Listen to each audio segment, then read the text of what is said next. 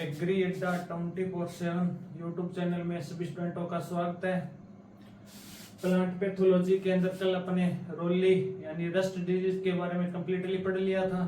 ये रस्ट कितने प्रकार की होती है और रस्ट से होने वाले सभी फसलों में रोग अपने पढ़ लिए थे। पिछली बारी क्या है कि रस्ट के अंदर क्वेश्चन क्या डीपली पूछा गया था कहां से पूछा गया था? अभी पिछली बार क्वेश्चन आया था अभी रस्ट है वो निम्न में से कौन सी रस्ट है? वो ओटोसियस है, यानी एकाश्री रस्ट का उदाहरण निम्न में से कौन सा है? उसके अंदर तीन ऑप्शन तो थे, वो टेरोसियस रस्ट के थे, एक था वो अलसी की रस्ट थी ना, उस अलसी रस्ट का वैज्ञानिक नाम दिया हुआ था, उसके बारे में पूछा गया था। ये रस्ट एकाश्री है, टेरोसियस या बिनसरी है। उसी तरह आज अपने क्या है कि कंड यानी समट डिजीज है ना, वो एक साथ सभी फसलों के एक साथ पढ़ेंगे, क्योंकि समट या कंड रोग के अंदर है ना क्वेश्चन आते हैं ना, वो फैलने के माध्यम से पूछते हैं। अक्सर क्वेश्चन यही पूछा जाता है निम्न में से कौन सा बिजोड़ रोग है, कौन सा मृदा जनित है। बिजोड़ में भी दो प्रकार के होते हैं, बाह्य बिजोड़ और आंतरिक बिजोड़। तो आज अपने क्या है कि जितने भी कंड रोग होंगे ना फसलों में वो सभी एक साथ पढ़ेंगे। हेडिंग डालो, आज का टॉपिक रहेगा अपना कंड या समट। कंड, इसको कंडवा भी बोलते हैं, कंड या कंडवा या समट।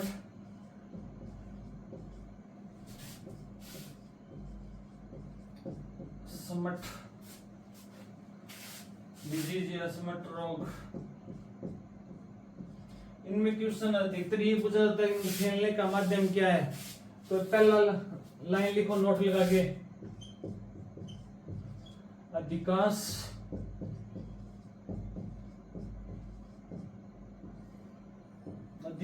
कंड या समट डिजीज है वो बीज के माध्यम से फैलते हैं। अधिकांश कंड या समट रोग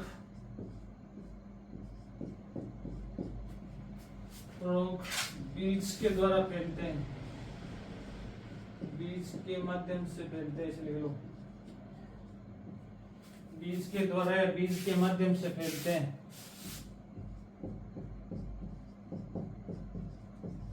से फैलते हैं। कुछ अपवाद है जो मृदा जनित और वायु द्वारा फैलते हैं, उनको लिख लेते हैं।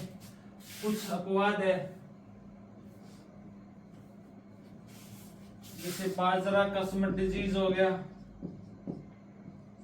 मक्का का समट डिजीज हो गया, गन्ना का चाबुक समट हो गया, और एक अपने लिख लो ज्वार का समट डिजीज।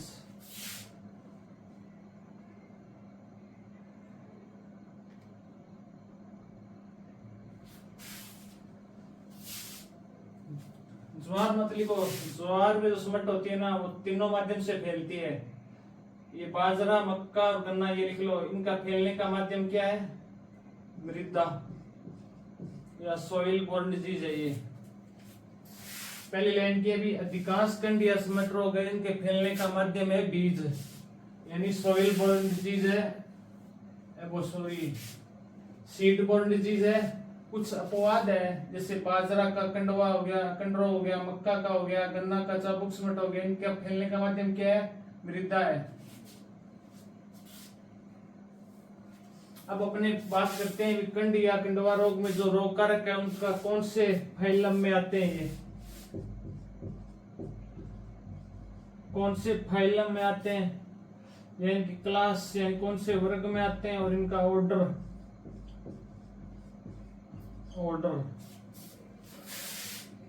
कंड के या कंडवा या समट डिजीज का रोग है, इनका रोग कारक है। उसके फाइलम की बात करें तो फाइलम हो जाएगा बेसिडियोमाइकेटा, बेसिडियोमाइकोटा या माइकेटा एक ही बात है, बेसिडियोमाइकेटा। क्लास की बात करें तो हो जाएगा बेसिडियोमाइसिटीज, बेसिडियोमाइसिटीज।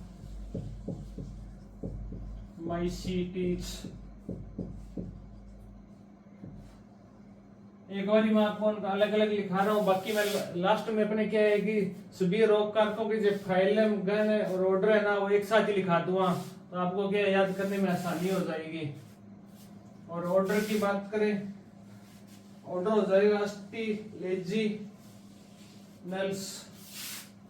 ऑर्डर हो जाएगा अस्टिलेजिनल्स। अस्टिलेजिनल्स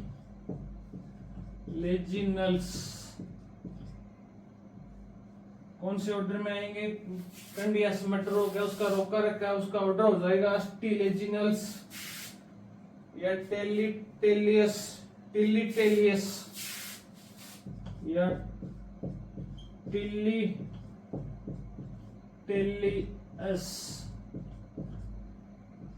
टिलिटेलियस कौन से ऑर्डर में हो जाएंगे? अस्टिलेजिनल्स या टिलिटेलियस। ऑर्डर इंपॉर्टेंट है, ऑर्डर से एक्सक्यूशन बुझा जाता है। किसी भी रोका रखा ऑर्डर है ना, वो ऑर्डर यानी गण ध्यान में रखना, गण से एक्सक्यूशन बुझा जाता है। फाइलम और क्लास तो क्या लगभग सेम ही होते हैं। जैसे इसमें बेसिडियोमाइकेटा हो गया तो बेसिडियोमाइसिटीज हो जाएगा।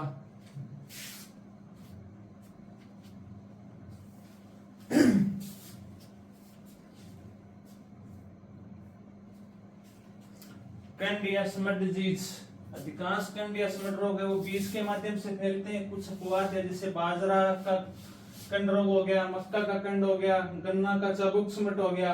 ये किसके द्वारा फैलते हैं? मृदा के द्वारा फैलते हैं। सोइल बोर्न डिजीज है ये। कंडिया स्मिथ के रोगकारक अपने फाइलम की बात करें तो फाइलम हो जाएगा बेसिडियोमाइकोटा या बेसिडियोमाइकेटा, एक ही बात है। क्लास हो जाएगी बेसिडियोमाइसिटीज। ऑर्डर या गण अस्टिलेजिनस या टेलिटेलियस। टेलिटेलियस या टिलिटेलियस।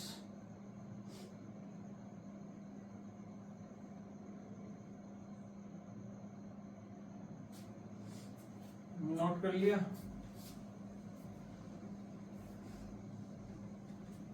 अब जो अपने लिखेंगे वो बहुत इंपॉर्टेंट है, एक्सक्यूशन एग्जाम में यहीं से पूछा जाता है। इनका फैलने का माध्यम कौन कौन, फैलने के माध्यम के आधार पर क्वेश्चन पूछा जाता है। निम्न में से कौन सा अंतः बीजोड़ है, कौन सा बाह्य बीजोड़ है, कौन सा मृदा जनित है?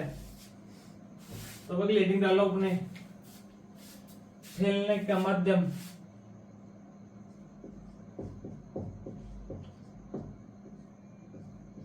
रोग का, कंडिया स्मिथ रोग का फैलने का माध्यम। फैलने का माध्यम पहला है अपना बीज। पहला है अपना बीज, मतलब बीज के द्वारा कौन कौन सा रोग फैलता है। बीज में अपने दो प्रकार से पढ़ेंगे, अंतः बीजोड़, अंतः बीजोड़ और बाह्य बीजोड़।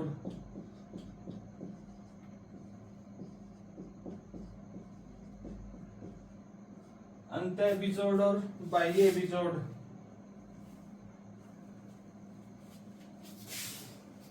पहला लिखो अपने, अंतः बीजोड़।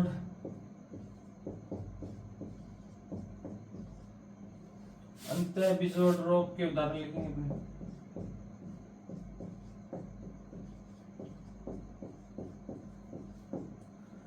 अंतः बीजोड़ भी फैलने का माध्यम कौन सा है? अंतः बीजोड़ भी। अंतः बीजोड़ कंडिया स्मिथ डिजीज है, वो अंतः बीजोड़ के माध्यम से कौन कौन से रोग फैलते हैं वो लिखेंगे। पहला है अपना गेहूं का अनावृत कंडवा रोग। गेहूं का अनावृत कंडवा रोग।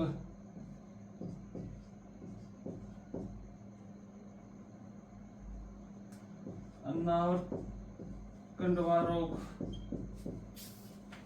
गेहूं का अनावृत कंडवा रोग। Loose smut of wheat, loose smut of wheat यानी गेहूं का अनावृत कंडवा रोग कैसा है? अंतः बीजोड़ रोग है।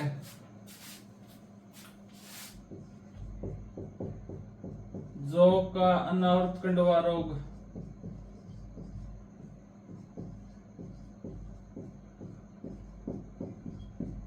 जौ का अनावृत कंडवा रोग और जई का अनावृत कंडवा रोग।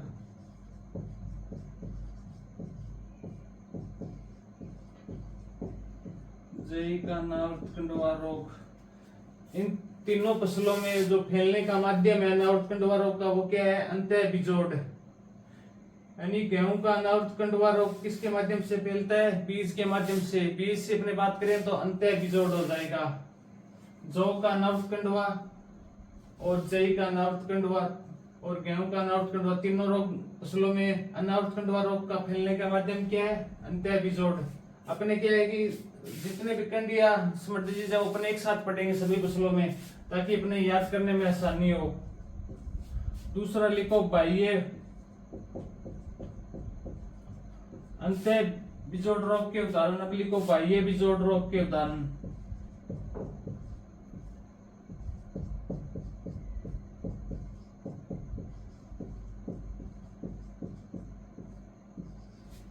बाह्य बीजोड़ रोग के उदाहरण पहला हो जाएगा गेहूं का आवर्त कंडवा रोग। गेहूं का आवर्त कंडवा रोग। दूसरा हो जाएगा जौ का आवर्त कंडवा रोग।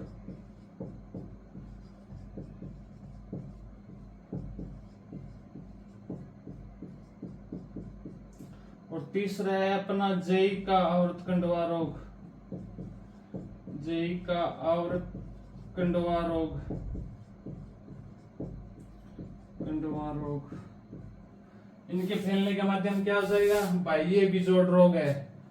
अपने एक साथ लिख लिए ना, अभी अंतः बीजोड़ से कौन से रोग होते हैं और बाह्य बीजोड़ से कौन से रोग होते हैं, तो क्या अपने को याद करने में आसानी हो जाएगी।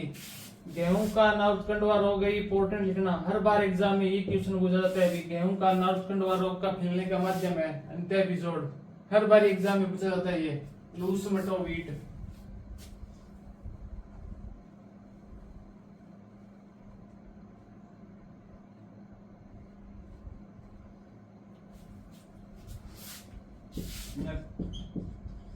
covered summit of wheat।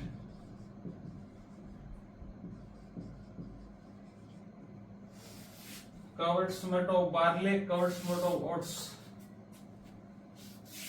अपने के कंडिया समिट रोग है वो सभी एक साथ पढ़ रहे हैं ताकि आपके याद करने में आसानी रहे। तो अपने को पता चल गया कि अंतः बीजोड़ से कौन से रोग फैलते हैं और बाह्य बीजोड़ से कौन से रोग फैलते हैं। इसमें फर्क इतना है, गेहूं का अनावृत कंडवा है वो अंतः बीजोड़ है, और गेहूं का आवर्त कंडवा यानी कवर्ड समिट है वो बाह्य बीजोड़ है, इंटरनल एक्सटर्नल। इसमें ये ध्यान बस रखना अपनी आवर्त और अनावर्त थोड़ा सा फर्क है इसके अंदर। साथ में इंग्लिश में भी याद रखना, लूज समिट ऑफ व्हीट और covered summit of wheat. Exam में क्या है अपने कंफ्यूज कहां पे होते हैं? यहीं पर कंफ्यूज होते हैं। केवल अपने को याद होते हैं गेहूं का अनावर्त कंडवा और गेहूं का आवर्त कंडवा, तो अपने क्या है कि आवर्त और अनावर्त में क्या कंफ्यूज हो जाते हैं। इसीलिए मैंने आपको क्या एक साथ लिखा दिए तो आप कंफ्यूज नहीं होंगे। तीनों फसलों में अनावर्त कंडवा होंगे वो तो बाह्य अंतः बीजोड़ होंगे, और आवर्त कंडवा होगा वो बाह्य बीजोड़ होगा। आवर्त यानी कवर्ड समिट।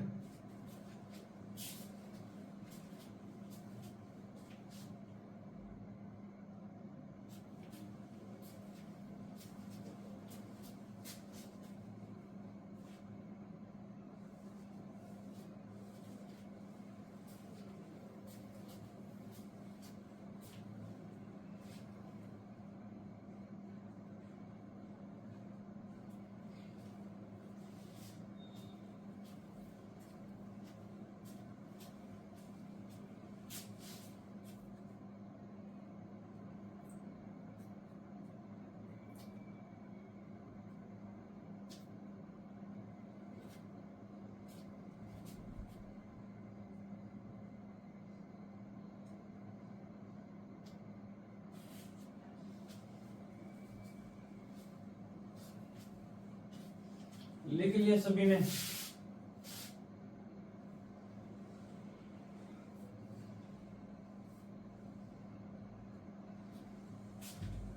अगला लिखो फैलने का माध्यम मृदा या सोइल।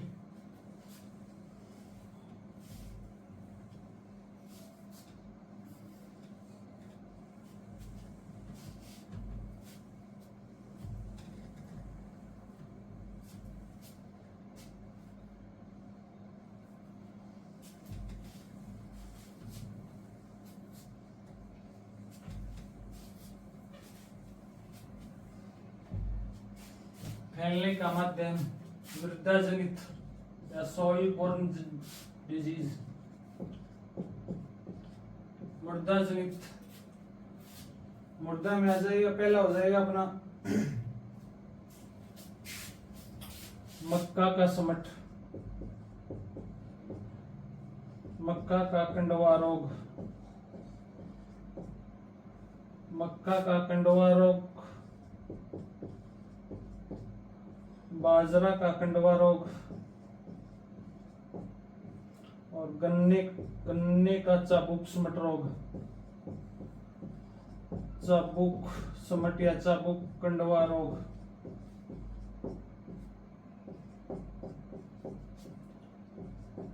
इनके रोग कारक है वो अपने बसल में क्रोम में साथ में पढ़ लेंगे। लक्षण और इसके डिजीज और रोकथाम वो पढ़ेंगे ना, तो वो साथ में पढ़ लेंगे अपने।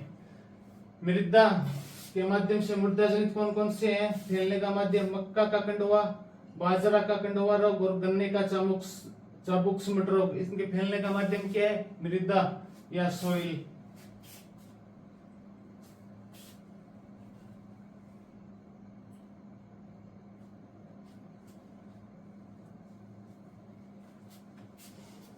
अगला है मृदा,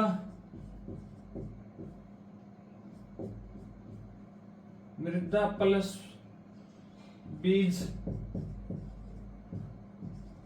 जनित, मृदा प्लस बीज जनित रोग के उदाहरण,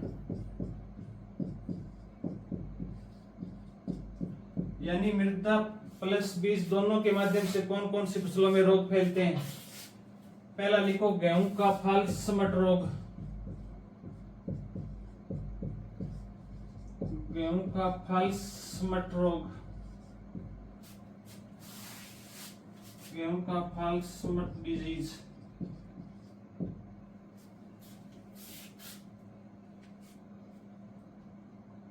सॉरी, गेहूं का फ्लेक समट है,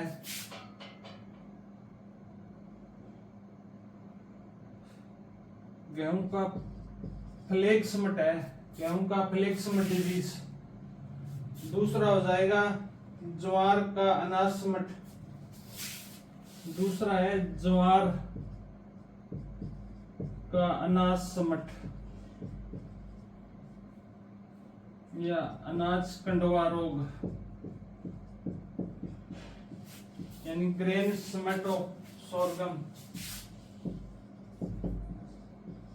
ग्रेन समट ऑफ सोरगम। मृदा प्लस बीज दोनों के माध्यम से कौन कौन से रोग फैलते हैं? गेहूं का फ्लेक समट और ज्वार का अनाज कंडवा रोग। अगला लिखो मृदा प्लस बीज प्लस वायु, यानी तीनों के माध्यम से फैलने वाले कंडवा रोग के उदाहरण। जनित रोग, तीनों के माध्यम से कौन कौन से रोग फैलते हैं?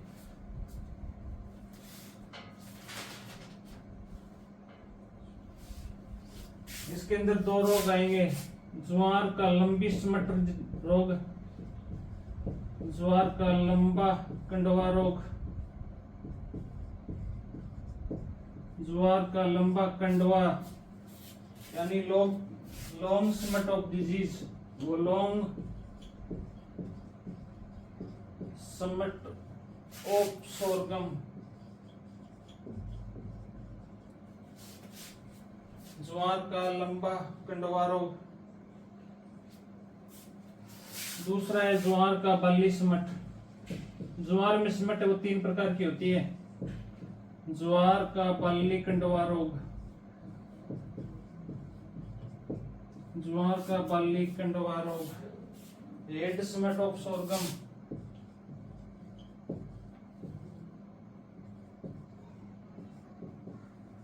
Head smut of sorghum.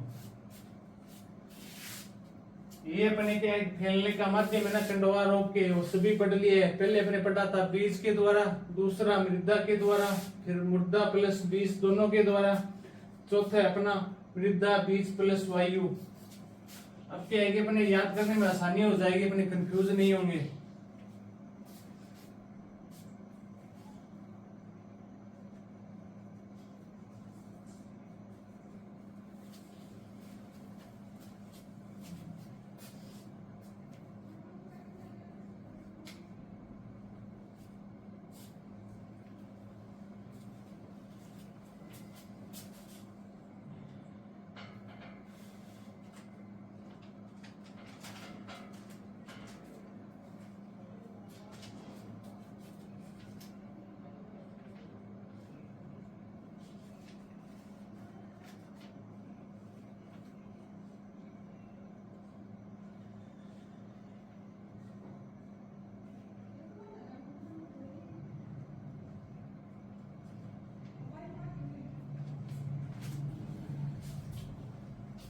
जो अपना कंडवा रोग है इसमें कौन कौन से बीजाणु उपस्थित होते हैं वो भी लिख लो। कल अपने पढ़ा था ना गेहूं में रोली रोग में कौन कौन से बीजाणु होते हैं, 5 प्रकार के बीजाणु पढ़े थे। उसी तरह समट रोग है ना, इसमें भी बीजाणु होते हैं। बीजाणु उपस्थित मतलब कौन कौन से बीजाणु उपस्थित होते हैं उसमें लिख लो। इसमें 2 बीजाणु होते हैं मुख्य रूप से।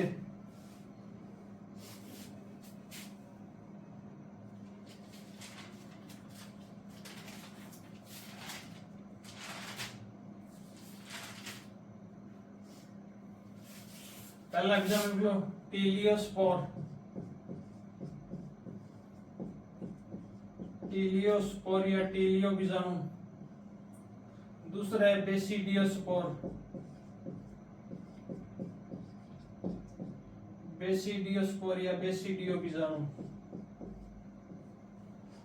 कंडिया समट रोग है अपने, उसमें 2 बीजाणु मुख्य होते हैं फैलने के लिए, टीलियोस्पोर और बेसिडियोस्पोर।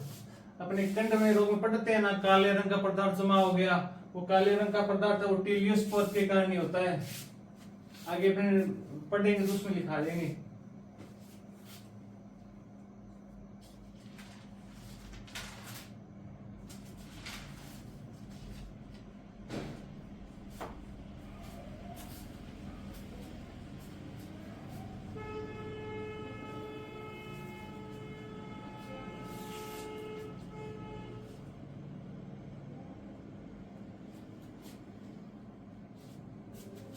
अब अपने हेडिंग डालो गेहूं की फसल में रोग।